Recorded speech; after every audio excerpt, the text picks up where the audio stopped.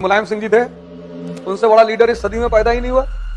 Primary के शिक्षक से इतना ताकतवर इंसान, जब तक जिंदा था तब तक दिल्ली उसके कब्जे में थी, अपने ही पार्टी बनाया, खुद ही मुख्यमंत्री बन गया यूपी जैसे प्रदेश में। मानव के जीवन की जो सबसे महत्वपूर्ण चीज है वो है एजुकेशन। ये दुनिया की सबसे वाहियात पढ़ाई है, परसेंटेज वाली, क्योंकि ये डिप्रेशन का शिकार कराती है लोगों को, इसीलिए पढ़ाई आपके लिए जहर बन गई थी। अब तुम्हें जो पढ़ना है वो किसी चीज की यूटिलिटी के लिए पढ़ना है, अब परसेंटेज के लिए नहीं पढ़ना है।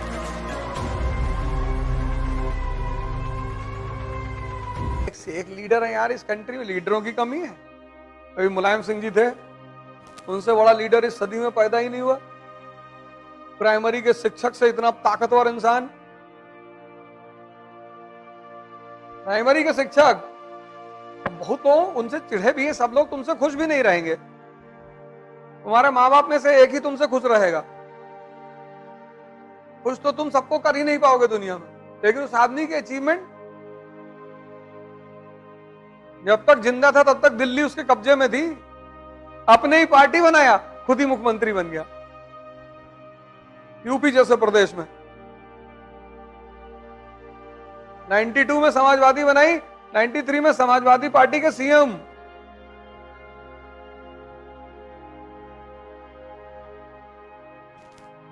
प्राइमरी का टीचर, कोई गांधी फैमिली का आदमी नहीं।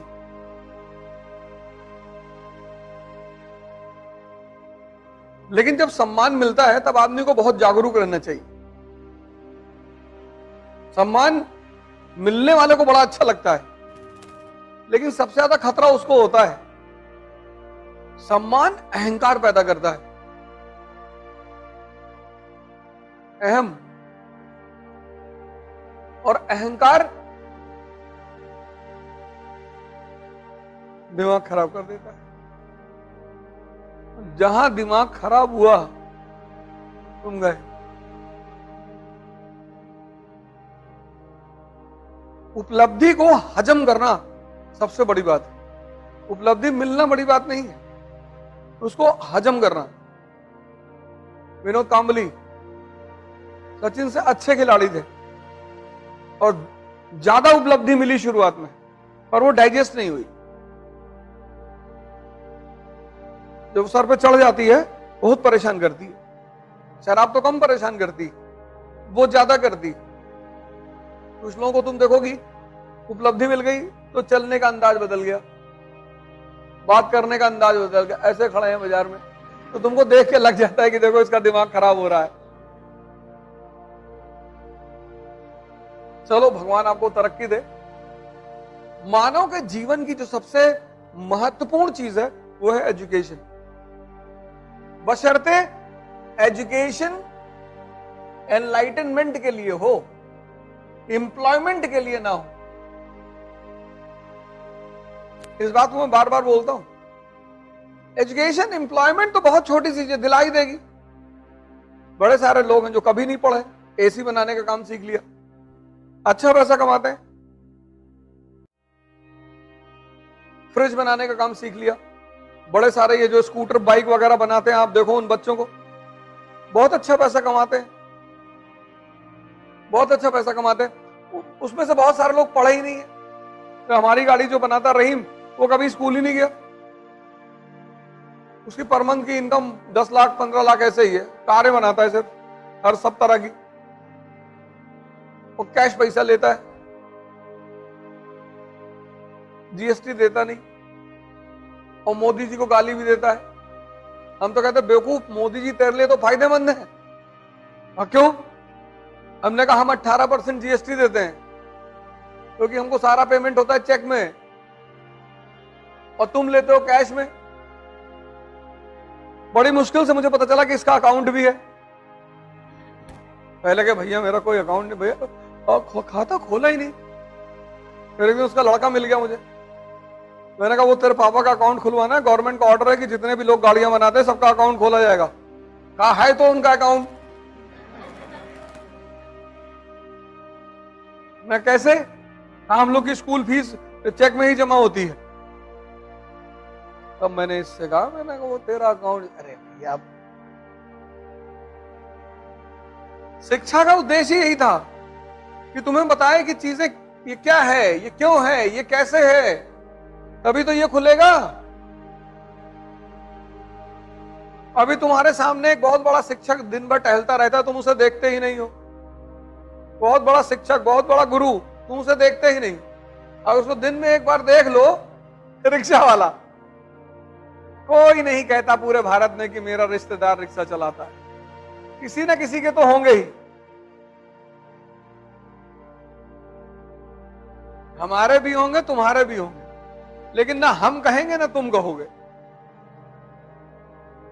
सबके रिश्तेदार किसी न किसी बड़े पद पर बैठे हुए हैं। वो चाहे तुमको रिश्तेदार हमको ना माने, हो सकता है तुम या हम उनके घर जाएं तो पहचाने ही ना। 20 मिनट तो परिचय देना पड़े। क्यों, मामा के बगल वाला जो गांव है जहां चोर ज्यादा रहते हैं? नहीं नहीं नहीं,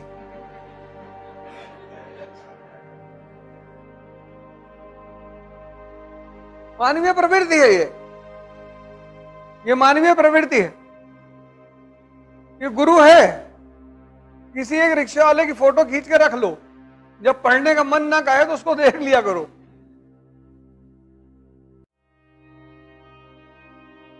हालांकि उसकी जिंदगी बड़ी मस्त है, लेकिन वो समझ नहीं पाता है।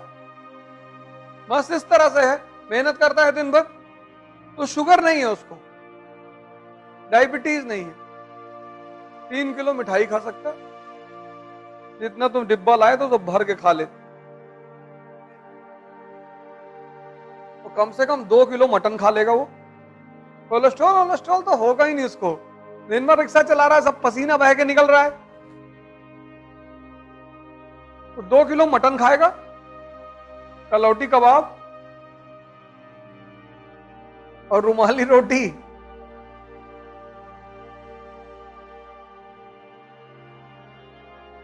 और कानपुर में एक से एक बिरयानी वाले हैं, लेकिन उसको इस बात की खुशी नहीं है, उसको दुख है कि मेरे पास पैसा नहीं।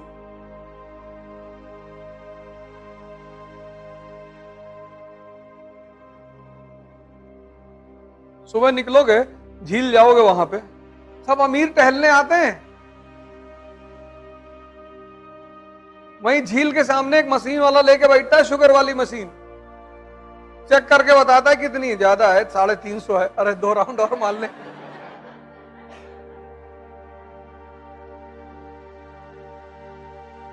वहां तुमको कोई मजदूर नहीं मिलेगा, वहां तुमको कोई रिक्शा वाला नहीं मिलेगा, मिलेगा ही नहीं। तो ये जो आदमी है, इंसान, इसीलिए इसको दिमाग दिया गया कि भैया तुम किसी चीज को ऐसे मत मानो, हर चीज के पीछे एक रीजन है, उस रीजन को पता करो। कोई भी सब्जेक्ट जब आप पढ़ते हैं, आप जब स्कूल में थे तो आप किसी चीज को पढ़ते थे परसेंटेज के लिए, इसीलिए पढ़ाई आपके लिए जहर बन गई थी, क्योंकि आपके दिमाग में एक चीज रोटेट होता था कि मुझे परसेंटेज लाना है, तभी दिल्ली यूनिवर्सिटी में एडमिशन होगा। और ये जो पढ़ाई होती है परसेंटेज के लिए, इसका कोई परिणाम नहीं होता, ये बेकार की पढ़ाई है। ये दुनिया की सबसे वाहियात पढ़ाई है, परसेंटेज वाली, क्योंकि ये डिप्रेशन का शिकार कराती है लोगों को। परसेंटेज, जिस देश में कंपटीशन होता है हर एग्जाम में, वहां परसेंटेज की क्या वैल्यू है? जब तुम्हें फाइनली कंपटीशन लेना ही है, SSC, banking, NDA, CDS, IAS, PCS, सब में, तो क्या मतलब है कंपटीशन से? तो परसेंटेज से क्या मतलब है? परसेंटेज का मतलब था 1960-70 में, जब परसेंटेज के आधार पर नौकरी मिलती थी। अभी उसका कोई रोल नहीं। ये जो पढ़ाई है, ये यूजलेस पढ़ाई है, इसमें आपका दिमाग एक्टिव नहीं हो पाता कि यार ये मैं क्यों कर रहा हूं। आपको लगेगा कि चलो मान लो 98% आ गया, तो जीवन में क्या परिवर्तन होगा? लेकिन जब आप किसी सब्जेक्ट को इसलिए पढ़ते हैं क्योंकि वो सब्जेक्ट आपके लाइफ में भी यूजफुल है।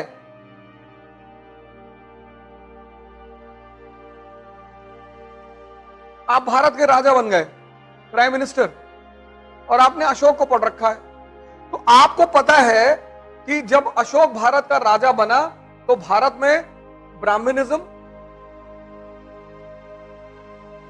बुद्धिज्म, जैनिज्म, ये 3 धर्म प्रमुख थे। भारत का फिलॉसफी है यूनिटी इन डाइवर्सिटी। अशोक ने इस डाइवर्सिटी को डील करने के लिए धम्म का सहारा लिया ना। अकबर जब राजा बना तब फिर हिंदुइज्म, इस्लाम और फिर बहुत सारे सेक्ट्स, शिया, सुन्नी, शैवाइट, वैष्णवाइट, बहुत सारे सेक्ट, फिर उसने सहारा लिया किसका? तौहीद इलाही का, जिसको बाद में कहा गया दीन इलाही। अब 2024 में आप भारत के प्रधानमंत्री हैं और आज भी भारत डाइवर्सिफाइड है, हिंदू, मुसलमान, सिख। तो ये पीछे का जो इतिहास है ये आपके लिए स्टैंडर्ड बना कि नहीं बना? कि डाइवर्सिफाइड भारत में सबको साथ लेकर ही चलना पड़ेगा, इसलिए पढ़ना है।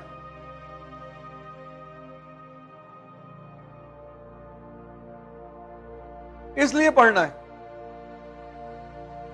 सहारा डेजर्ट में अगर तुम पेप्सी की फैक्ट्री लगाओगी चलेगी, आइसक्रीम की फैक्ट्री लगाओगी चलेगी, चलेगी ना। लेकिन सहारा डेजर्ट में की जो कंट्रीज हैं, लीबिया वगैरह, वहां तुमने शॉल बनाने की फैक्ट्री लगा ली। लीबिया में शॉल कौन खरीदेगा?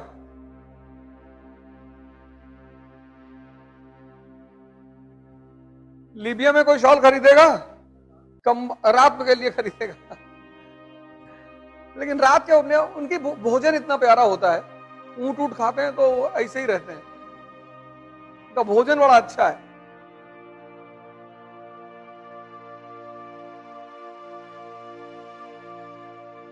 अब जहां के लोग सबसे ज्यादा कम नहाते हैं वहां सबसे ज्यादा किसकी बिक्री होगी? परफ्यूम की, इत्र की। परफ्यूम की सबसे बड़ी मार्केट है यूरोप। 4 महीने बर्फ से ढका हुआ यूरोप, कोई नहाता ही नहीं, बहुत कम तो हाथ धुलते हैं लोग, पानी आता ही नहीं, बर्फ जमी होती चारों तरफ। तो जो लोग नहाएंगे नहीं 10-10 दिन, परफ्यूम लगाएंगे। लेकिन इधर पूर्वांचल में 2 टाइम नहाते हैं, सुबह नहाते हैं, शाम को भी नहाते हैं कुछ लोग, पानी इतनी ज्यादा है। तो ये सारी बातें तुम्हें ज्योग्राफी पढ़ने से क्लियर होगा। ऐसे जैसे मैंने यहां लिखा ना मॉडर्न वर्ल्ड हिस्ट्री क्यों पढ़ें, ऐसे तुम लिखो ज्योग्राफी क्यों पढ़ें। तो ज्योग्राफी 2 पार्ट में डिवाइडेड है, फिजिकल ज्योग्राफी, ह्यूमन ज्योग्राफी। तो तुम्हें समझाएगी कि इकोनॉमी और ज्योग्राफी का कितना गहरा संबंध है। फिर इकोनॉमी क्यों पढ़ें? अब तुमने इकोनॉमी पढ़ लिया, अब बिहार की जो पॉलिसीज तुम्हें बनानी है, यूपी की बनानी है, पंजाब की बनानी है, तो उनके इकोनॉमिक स्ट्रक्चर पे तो पॉलिसी बनाओगे। तो अब किसी चीज को परसेंटेज के लिए नहीं पढ़ना है, आप किसी चीज को उसकी यूटिलिटी के लिए पढ़ना है कि इसकी उपयोगिता क्या है, ये मुझे पढ़ने के बाद कितना काम आएगा। देखो यूपी में, बिहार में, इस वक्त लगभग पूरे भारत में जातिवाद, कास्टिज्म बहुत तेजी से बढ़ रहा है।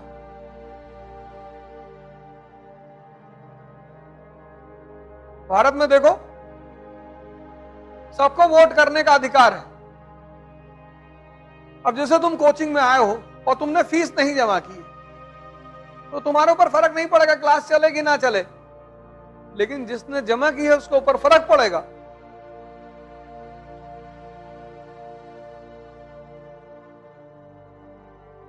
तो भारत की बहुसंख्यक जनता अभी नहीं जानती कि वोट किस लिए दिया जाता है। वोट किसके लिए दिया जाता है जानती ही नहीं। जब जानती ही नहीं किस लिए दिया जाता है, किसके लिए दिया जाता है, तो 500 रुपया उसको बहुत बड़ा लगता है। जिस व्यक्ति को, जैसे मान लो तुमने सोने की घड़ी पहन रखी है, तुमको पता ही नहीं सोने की है, तुमको पता है घड़ी है, किसी ने कहा 2 लाख रुपया देंगे, अरे तुमने कहा लो यार। जिसकी कीमत नहीं पता होती उसी को तो लोग औने पौने दाम में बेच देते हैं। इस देश के बहुसंख्यक लोगों को वोट की कीमत ही नहीं पता।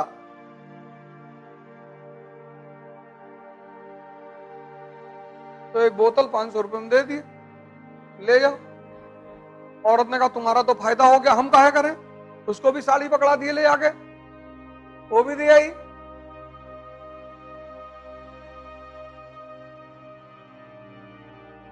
फिर जिसने पैसा पकड़ा उसने कहा हम तुम्हारे जात के हैं, और मामला मजबूत हो गया, हमारी जात का आदमी।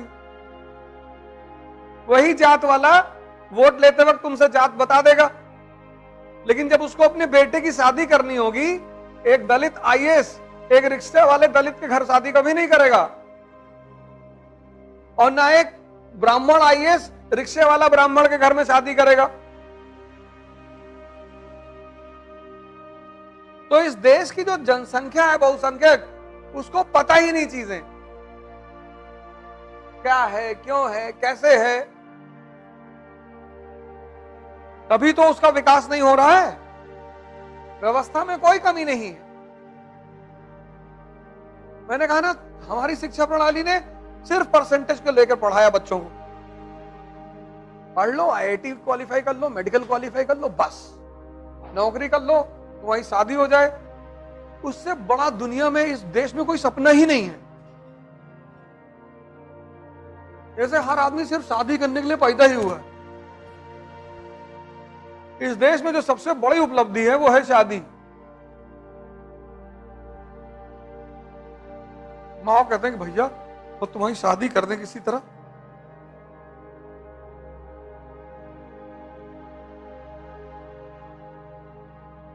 शादी तो हो ही जाएगी, ऐसी कौन सी बड़ी बात।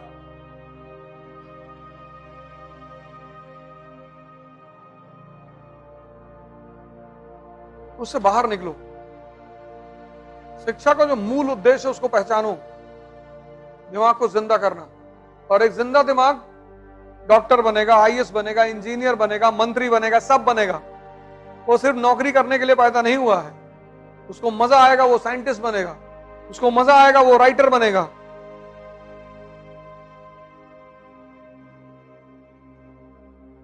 आईएएस नहीं बनेगा तो जीवन खत्म हो जाएगा।